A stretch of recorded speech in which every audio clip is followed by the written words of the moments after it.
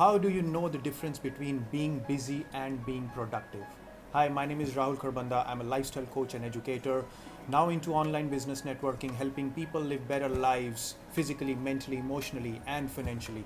I'm also an author and founder of Skills School of Performance. Now, being busy and being productive are two different things. What are you doing? आप क्या कर रहे हैं? क्या आप busy होने का दिखावा कर रहे हैं या आप वाकई में प्रोडक्टिव हैं? आपको पता है जो प्रोडक्टिव लोग होते हैं, people who are productive are not available to everyone. हर एक इंसान उनसे नहीं मिल सकता, हर एक बंदा उनकी अटेंशन को ग्रैब नहीं कर सकता और वो हर एक बंदे की अटेंशन को ग्रैब नहीं करते क्योंकि वो अपनी प्रोडक्टिविटी में लगे होते हैं। They are so focused in their work that they do not see here and there and they just try to complete their own objective. जो उनका गोल है उसको कंप्लीट करने में वो अपना पूरा एफर्ट लगाते हैं। They are more focused on doing real work than artificial work. चलिए ये जानते हैं ज़्यादा लोग प्रोडक्टिव हैं या बिजी हैं। मेरे हिसाब से आज के टाइम पे ज़्यादा लोग बिजी हैं। क्यों? क्योंकि उनका ज़्यादातर समय कहाँ निकलता है? ऑनलाइन सर्फिंग में, ऑनलाइन शॉपिंग में, ज़्यादा खाने में, ज़्यादा सोने में, ज़्यादा लोगों से बात करने में। They keep busy, but they are not productive. अब हमें क्या करना है?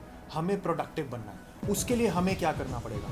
ये सारी चीज़ों पे बदलाव करना पड़ेगा and we have to focus on what we are doing.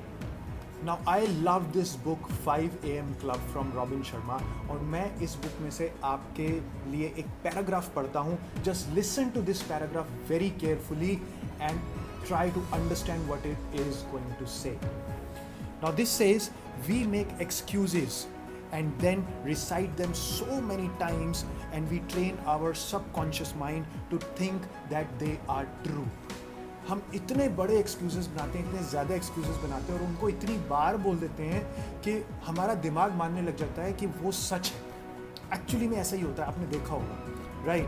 We blame other people and outer conditions for our struggles and we condemn past events for our private wars. बाहर की सिचुएशन पे ब्लेम देते हैं, लोगों पे blame देते हैं अपनी हार के लिए। We grow cynical and lose the curiosity, wonder, compassion and innocence we knew as kids.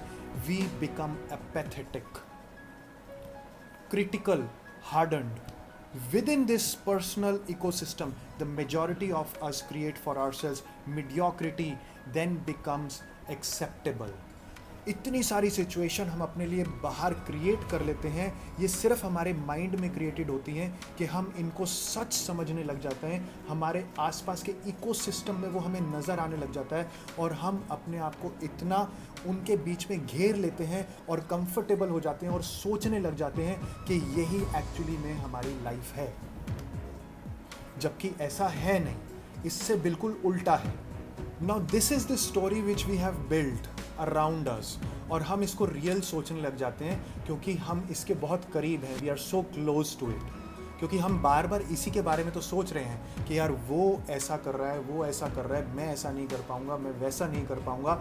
हमने अपनी ही काबिलियत पे शक करना शुरू कर देना होता है। Now rather than showing leadership and deserving nature, हम क्या करने लग जाते हैं?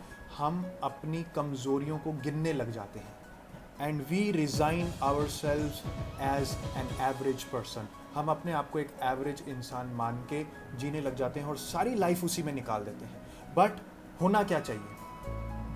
होना चाहिए कि हमें अपने आप को वापस से रियलाइज कराना है, boss you are not like this, you are something different, you are in this world to create something good.